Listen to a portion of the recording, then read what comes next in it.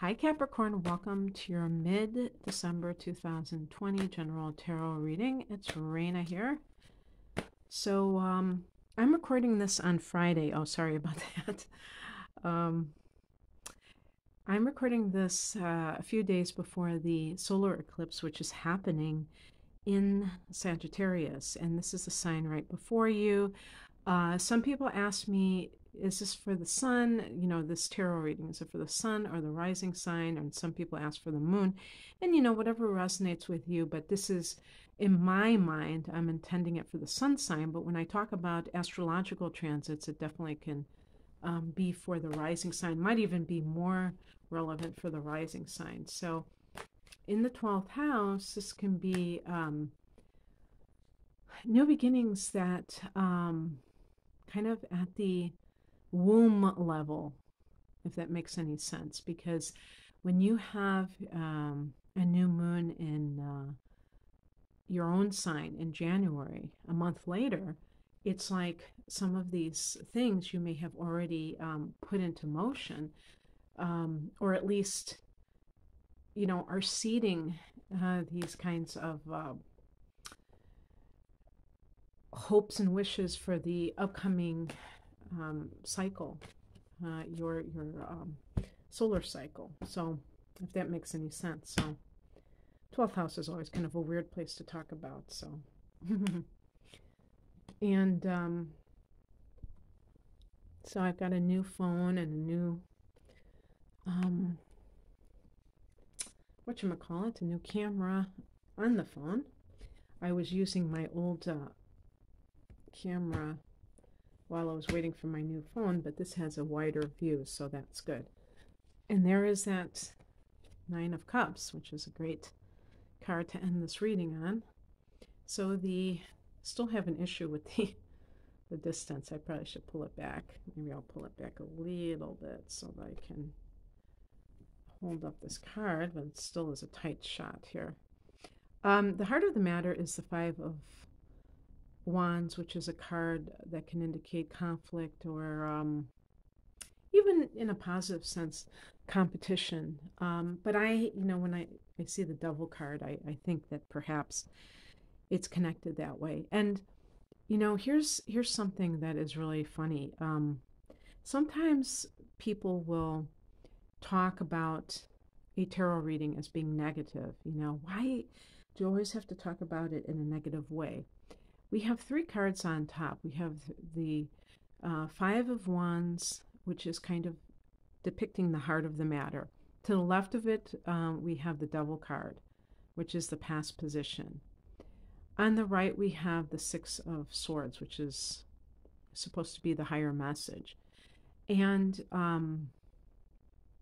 all of these cards suggest to me a situation where it's kind of like that Kenny Rogers song, you have to know when to hold them and know when to fold them. And maybe you are supposed to be folding and you're holding on to something for the wrong reasons. Is that a negative interpretation? I don't think so.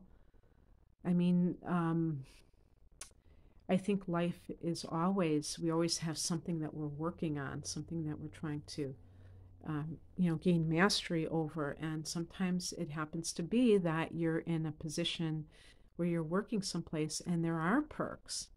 Maybe you are being paid well, but there are other things that are making it hard to stay. Now, in the past position, the Devil card, which is associated with Capricorn, and I could say, oh yeah, this is you, you're the Devil.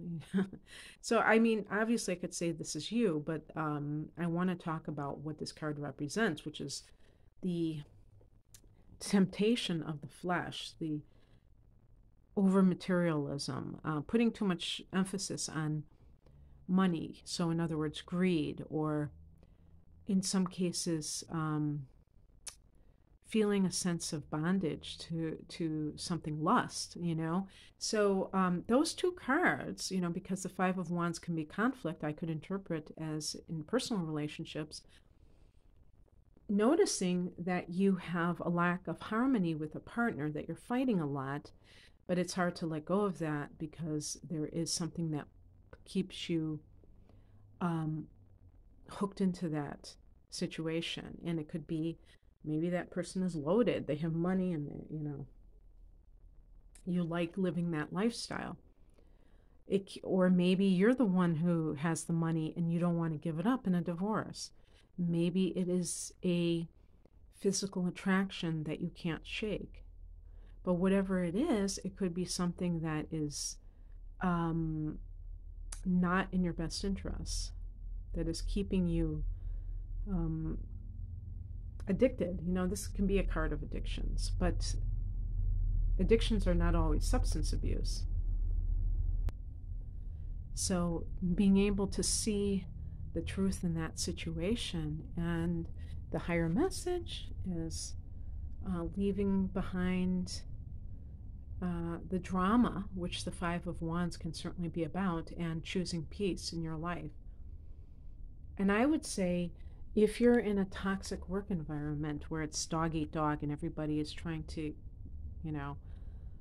have the upper hand, then that could certainly be the case as well. Leaving behind that conflict-ridden place for something that is more cooperative, where it's not that you're looking at your fellow coworker as your enemy or somebody that you have to step over or step on to get to where you want to be, but you want to work with that person. I don't think that that's a corny sentiment. I think that that is something that is how it should be, but unfortunately, people don't always see it that way. They think that they have to look out for number one all the time. What crosses you is the Two of Wands. I always mention that one of the viewers told me, look at that hand, there's a different hand. So there's two people involved. Now, how I would take that is that, or maybe they mentioned their take on it, that it was like a decision that has to be made, but there is more than you to consider in this situation. Because this can be, the person's holding a globe, so it indicates more, maybe a journey, maybe, wanting to relocate. But it's not just about you. You have to consider somebody else. So those two cards with the Six of Wands and the Six of Swords and the Two of Wands can both indicate some sort of travel or relocation. But perhaps you have a child or an obligation of some sort, maybe aging parents or something like that, and you don't feel like it's that easy for you to just have a geographical change. But that doesn't mean that you can't still create distance between you and another person if you still are thinking that you want to stay in the immediate area. However, in some cases, this may be indicated that you would be better off with a complete change of scenery, because if somebody is a really big pull on you, it can be too much of a temptation if you live close by. And really with the Wands, there's also this added piece in it that has to do with expansion. So kind of expanding your world beyond, what you have experienced thus far. What is coming in is represented by the Ace of Swords, which is a card of, having clarity and not being in denial over what you are dealing with.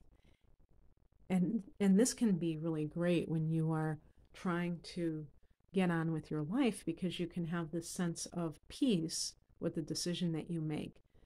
How many times in our lives have we made a decision and we're still like full of angst and wondering, oh my gosh, is this really going to work out? Because we feel like there's a lot riding on it. And it always feels so good when you can, make a decision knowing that you're in the right place. And so this can also be if you're leaving a job, for instance, that you're not feeling that sense of my whole world is going to collapse. Because really, about the Ace of Swords can be a new beginning, but it's coming from a place of mental clarity. So you don't have that denial over your situation. You're not minimizing the negativity, but you're also willing to see the situation as it is, um, in all of its warts, and the true situation. So if you've been in denial, and with the Devil card, um, you might even convince yourself that you need this person, this situation, that you need the money, that whatever it is, but you can't deny to yourself that it is negatively impacting you. So, time wise, I don't know. Timing wise, probably with your new moon, January 13th, you're going to be wanting new conditions in your life. So that would make sense to me.